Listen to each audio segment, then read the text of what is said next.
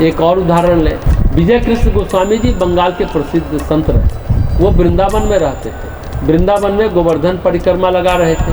परिक्रमा मार्ग पर कोई व्यक्ति उनको दिखता छुपता।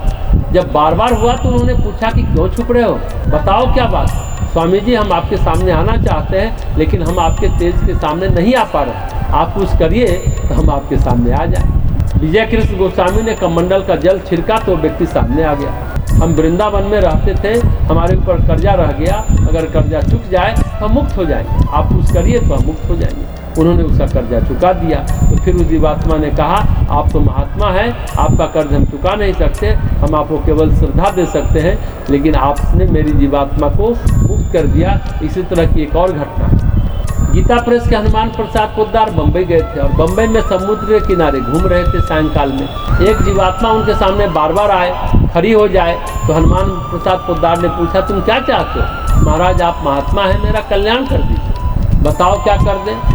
तो आप मेरा श्राद्ध कर दीजिए। वो बोली कि मेरे पास तो साधन नहीं है, श्राद्ध कर्म करने के लिए जितनी सामग्री की जरूरत है मेरे पास कहाँ से आएगी, मेरे पास तो कुछ नहीं है। आप कुछ मत करिए, बस बालू का पिंड बना करके आप पिंडदान कर दीजिए, श्राद्ध कर दीजिए और हाथ से 2 अंजलि जल दे दीजिए। आप इतने बड़े महात्मा हैं, आपके शरीर से मेरे लिए होगा तो मेरा कल्याण हो जाए, और अपने इष्ट से प्रार्थना कर दीजिए। तो हनुमान प्रसाद पोद्दार जी ने कहा, ठीक है। उन्होंने तत्काल इस काम को कर दिया।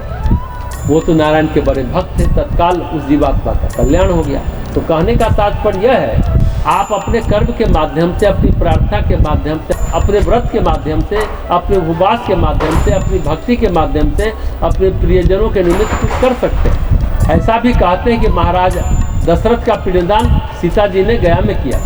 जीवात्मा के जब प्राण अटके रहते हैं, राम जी उनके पुत्र थे और नारायण की तरह नहीं, पुत्र की तरह ही दशरथ जी ने उन्हें माना। भाव से भावित होता है आदमी, और सीता जी ने पुत्रवधू की तरह श्राद्ध किया, गया में पिंड अर्पण किया, क्योंकि भगवान राम पिंडदान की सामग्री लाने गए।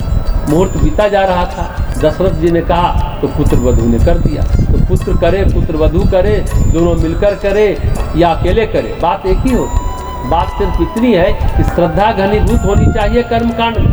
सामग्री की आवश्यकता उतनी नहीं है जितनी की श्रद्धा की आवश्यकता है। श्रद्धा घनीभूत हो, इसकी आवश्यकता है।